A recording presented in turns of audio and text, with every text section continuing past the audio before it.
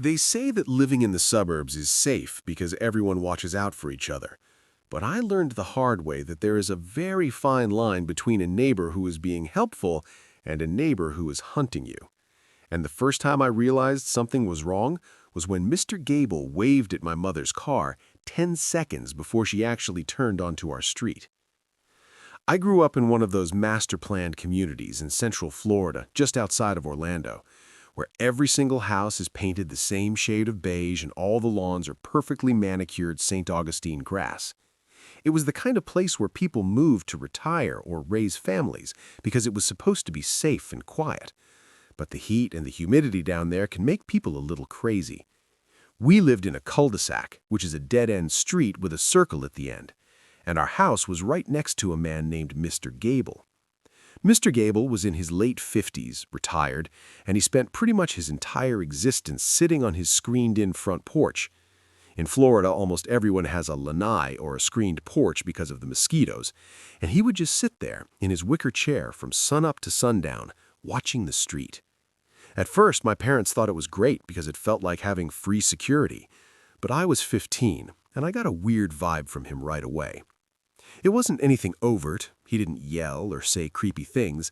He just watched. Intense, unblinking watching. If I went out to get the mail, his head would swivel. If I was washing my dad's car in the driveway, he would be there behind the screen mesh, just observing. The incident that started the real fear happened on a Tuesday afternoon in October. I was sitting on our front porch doing homework because the weather had finally cooled down a bit, and Mr. Gable was in his usual spot next door. My mom was at work and usually came home around 5:30, but she was running early that day, which I didn't know. I happened to look over at Mr. Gable, and he stood up from his chair, walked to the front of his screen door, and gave a big, friendly wave and a smile directed at our empty driveway. I looked at the driveway and then looked down the street. It was empty. There was no one there. I remember thinking, who is he waving at? He held the wave for a solid 5 seconds. Then he sat back down. I was confused, but then exactly 10 seconds later, my mom's SUV came around the corner of the block and pulled into the driveway. My blood ran cold. There was no way he could have seen her. Our street curved and there were tall oak trees blocking the view of the main road. He waved before she was even visible.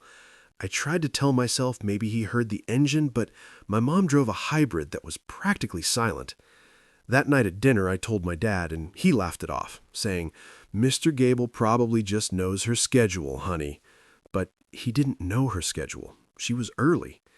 2 days later, it happened again.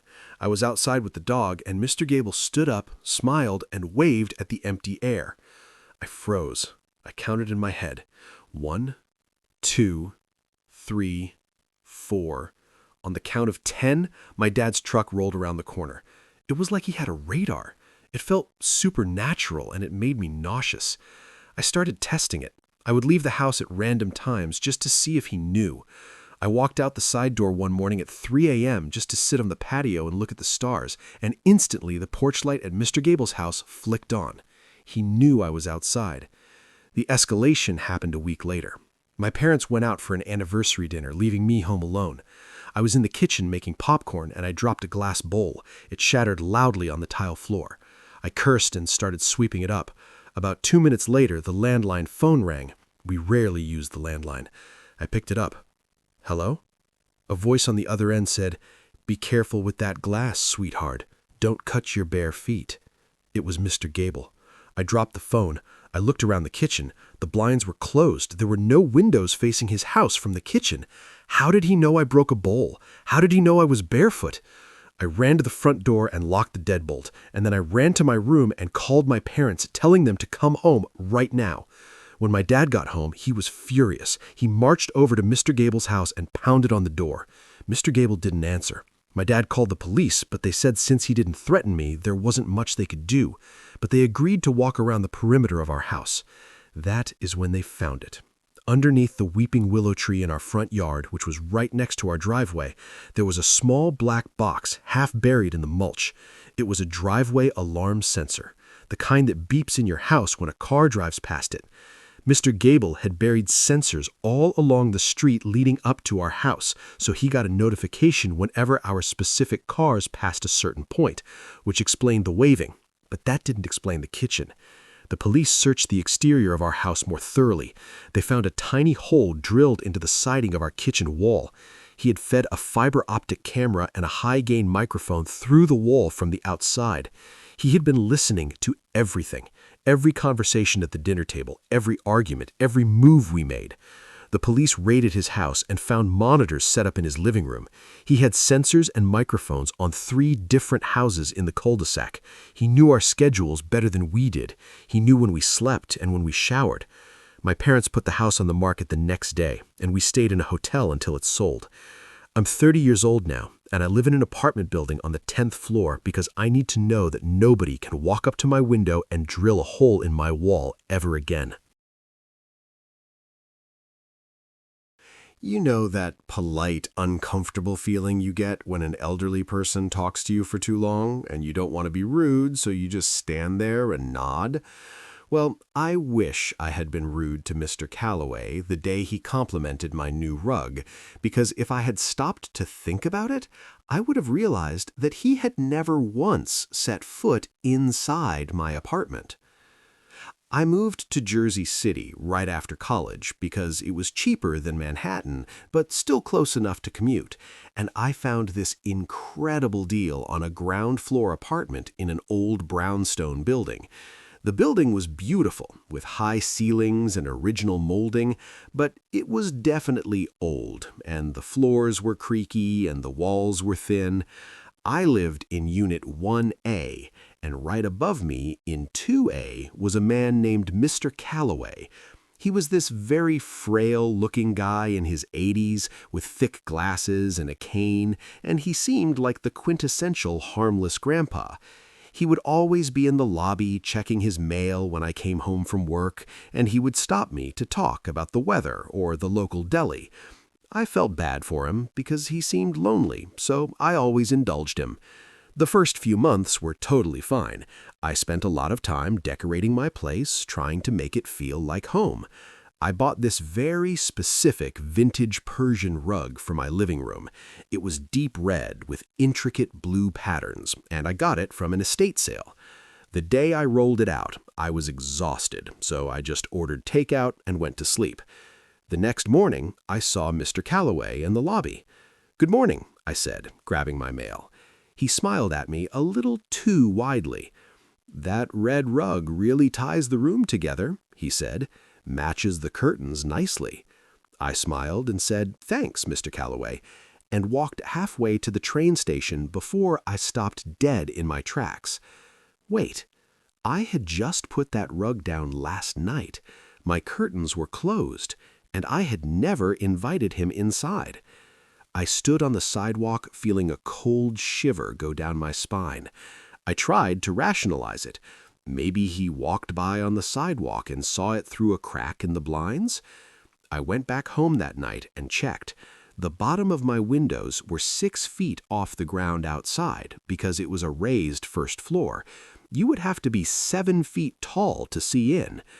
I told myself maybe he saw me carrying it into the building, but it was rolled up in brown paper when I brought it in. He couldn't have known it was red. I started getting paranoid. I began closing my blinds tight all the time. A week later, I bought a new coffee maker, a bright blue Keurig.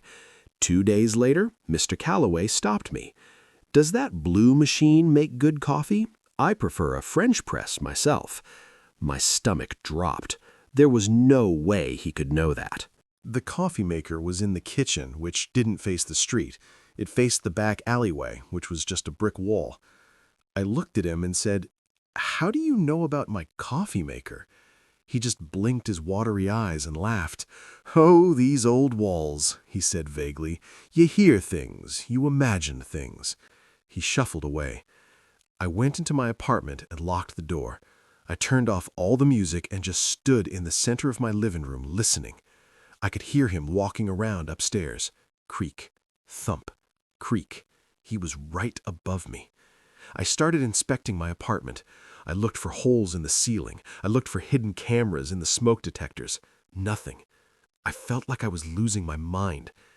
The breaking point came on a Sunday. I was sitting on my couch reading a book. It was completely silent. Then from directly above me, I heard a sneeze. "Bless you," I whispered instinctively, just to myself. Immediately, a voice from the ceiling said, "Thank you." It was clear as day.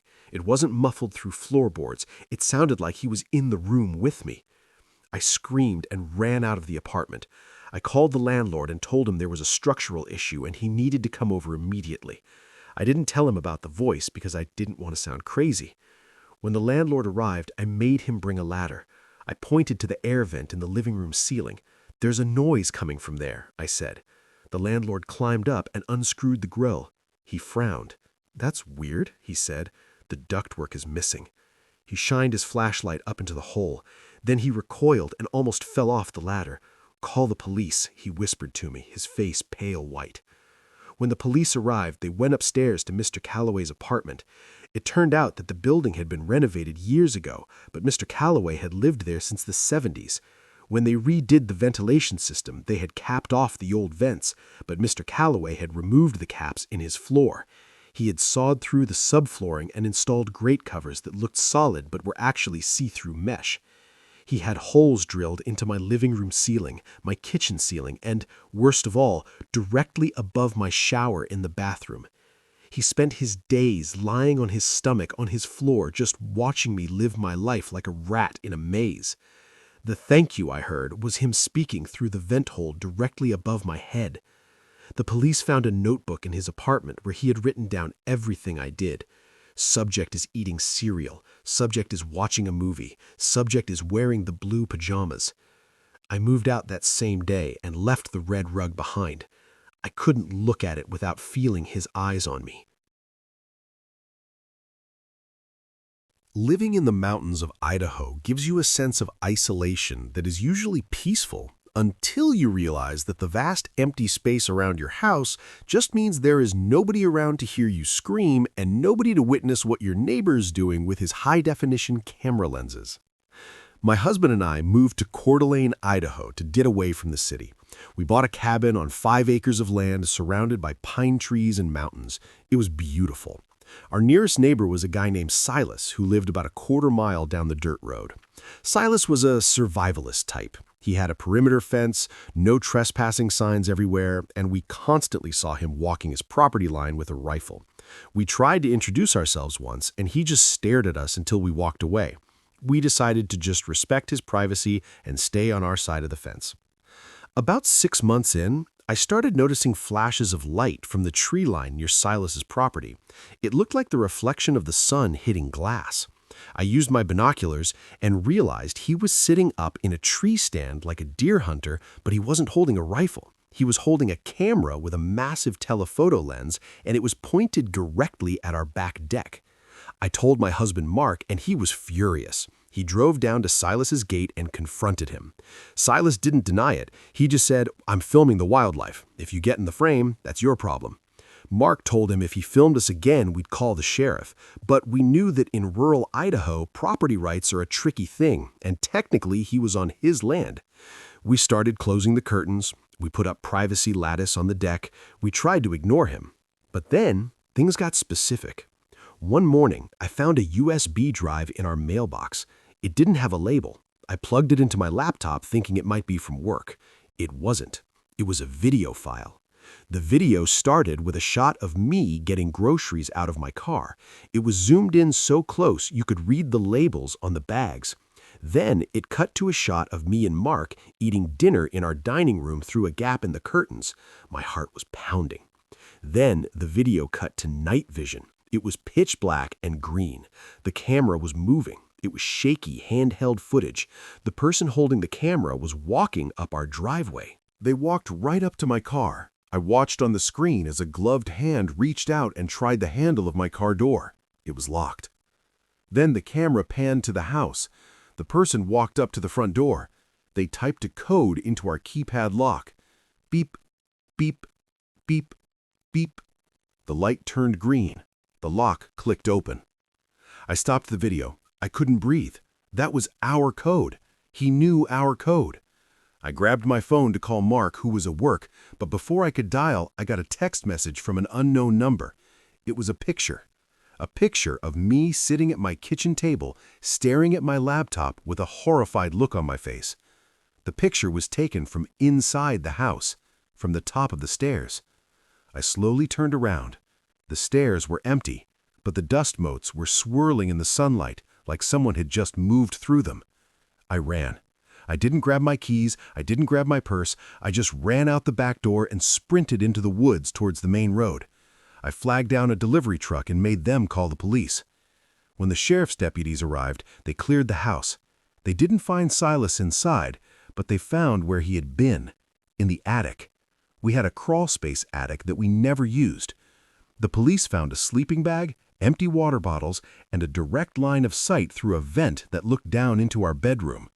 But the worst part was the laptop they found connected to our Wi-Fi.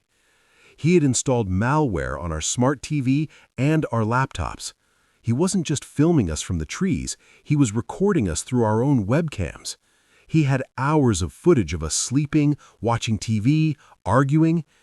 And on the USB drive I found in the mailbox, there was one final file I hadn't watched. The police played it. It was a video of Mark and me sleeping in our bed. The camera was inches away from my face. You could hear Silas's heavy breathing. Then a gloved hand reached out and stroked my hair. The video ended. Silas was gone by the time the cops got to his trailer. He had packed up and vanished into the mountains. They never found him. We sold the cabin at a loss and moved back to the city. Every time I see a webcam light flicker or see a reflection in a window, I feel sick. I thought he was just a creepy neighbor watching from a distance, but the whole time he was already inside.